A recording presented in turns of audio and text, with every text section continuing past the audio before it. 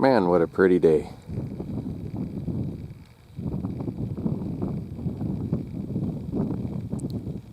A few clouds, but mostly blue sky and sunshine.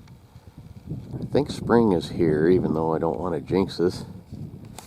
Been seeing a lot of flies, which means I need to get them wolves out of the freezer and get them done and quit trying to get some more. I'm really kind of debating. I need to get up there and go look for some if I'm going to, but I'm out of time.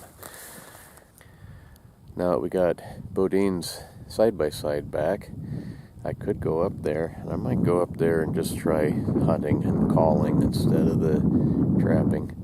Trapping's a big commitment. You gotta go back there every 3 days or sooner, 72 hours or less, and you gotta do it regardless of what might else be going on, and there's a lot going on, so I don't know. I probably won't do it. I kind of think that I might have some luck there though, but them's the breaks. It's kind of out of time, I think. I got a lot of leather work I gotta do. I got stuff here on the fairgrounds I gotta do. Poor old Mildred here. Need to find a spot for her, get her a pen up at the house somehow. The cow here, that's a kind of a sad deal, but poor old cow, she's got a date with the butcher here before very long. She's what they call a free martin, which what that is she was a twin with a male calf. And what that does is she'll end up with male hormones, and they are usually sterile, so she's not good for breeding. Cows really aren't pets, and we bought her to put in the freezer. So it is kind of sad. I don't like that part of it. This cow is pretty friendly. She's got a personality, which makes it even worse. If it's one like we had a couple of years ago that kept jumping over the fence and causing problems, and I went to chase it back in off the roadway with my pickup. She tried to jump over my truck and bent the hood, broke the grill. That was that little black truck. That one, that one was kind of easy to call the butcher on, but this one's a pretty nice cow.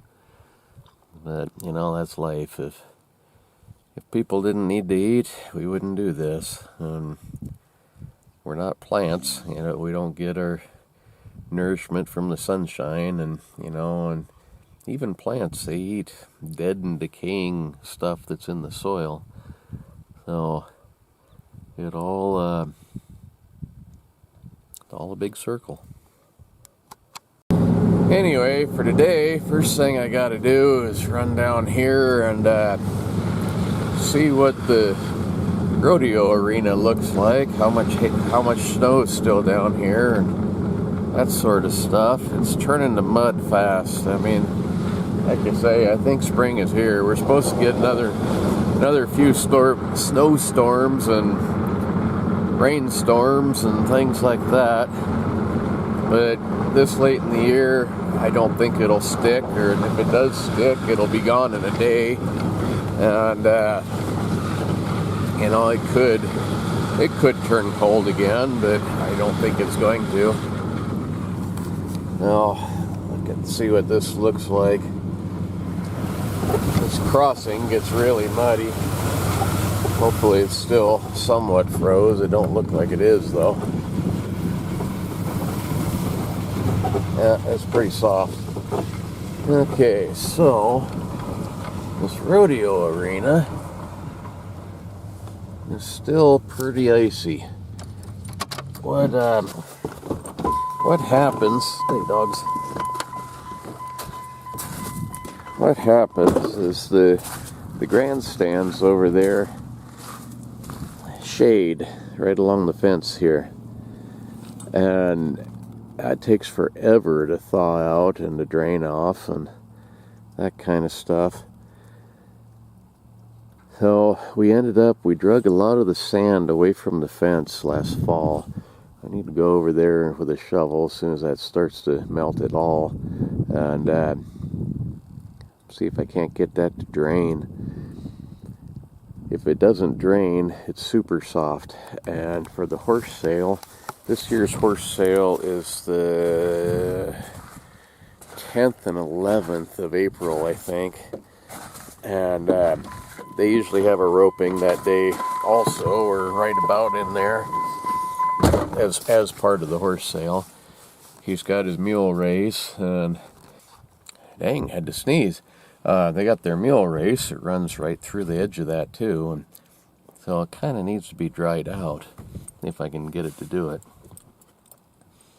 Parking lot out here is a mess too. We're still a ways away. You know, usually I start the fairgrounds stuff in March, but that's only a week and a half away, and that's also the close of wolf season now. It used to run all the way to the end of March, but that judge, she shortened the season from September to starting in December, and instead of ending in March, it ends at the end of February. Yeah, this is kind of a mess out here.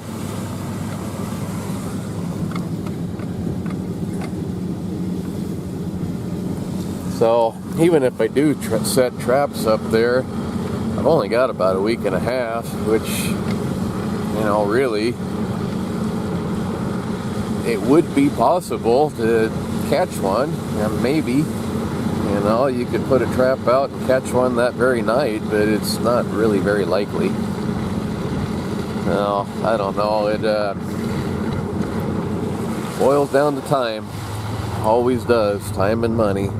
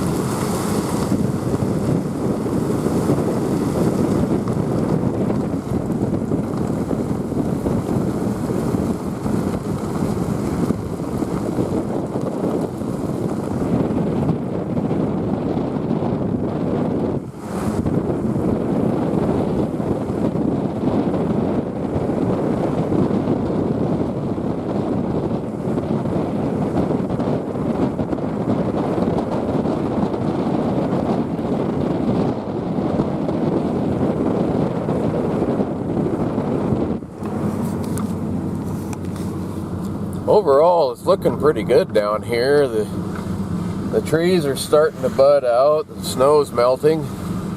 Like I say, it's almost the month of mud. Not March, it's mud. The month of mud. So, I don't know. Like I say, I'm pretty much out of time.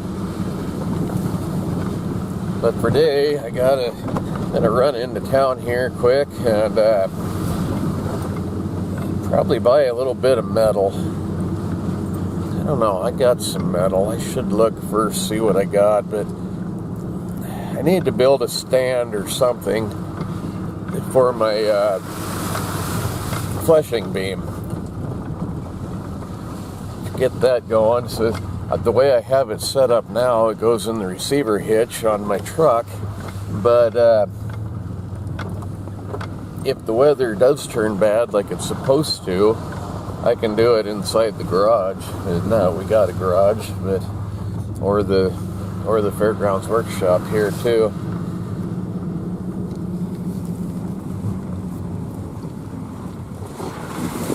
I never ended up messing with my snow dog this year at all. I bought a new motor for it a while back. I need to put on it.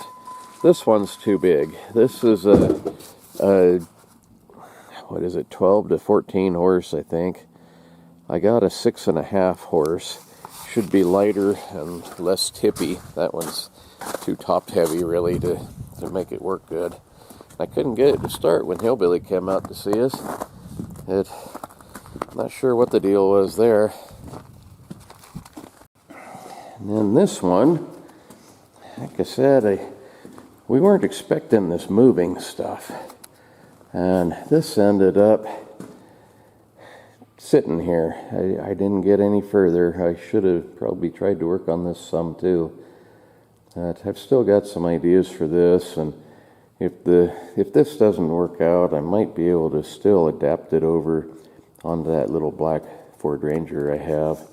I don't know, but one way or another, I'm gonna get it done. As you know, this was kind of proof. The Bodine side-by-side is great, and it was my backup plan for that was that snowmobile, which I couldn't make run either, and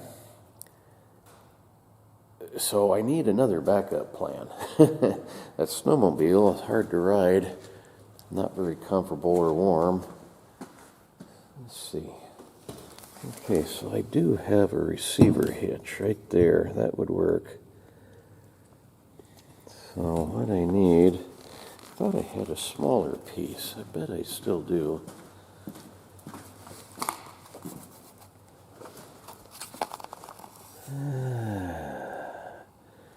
Don't see one though. I might have used it on something else. Don't know. Here it is. I was going to use it on this. I'll probably use that bigger one anyway. That'll work. Okay. Then I bought this too. You know, I ended up, I put this on a receiver hitch. I bought this little winch for that, for this thing I'm building here. But I put it on a receiver hitch, and that will work in the back of that side-by-side. So it's only 2,500 pounds, but sometimes it doesn't take a whole lot of tug to get you out. It's just, you know, you're slipping or something. If you can pull ahead just a foot or two, sometimes that's enough. Dang, I just heard that Lucky Ned Pepper, Gus McCrae, Robert Duvall died. That's too bad. I liked him. I said he was 95 years old. I guess he was 40 years old. Well, not quite. 38 years old. I looked it up when he was in True Grit. And man, I didn't think he was that old back then. That movie had to be 76-ish. I don't know. I'll have to look that up now. I'm curious. Even further back than I thought. That movie was in 1969. Well, 95 years is a long time, but gonna miss that guy. He was a good actor. Anyway, folks, I got nothing today. I should run up the mountain, but like I said, I'm out of time. I got too many other things I gotta try to get done. So, see you tomorrow. Bye.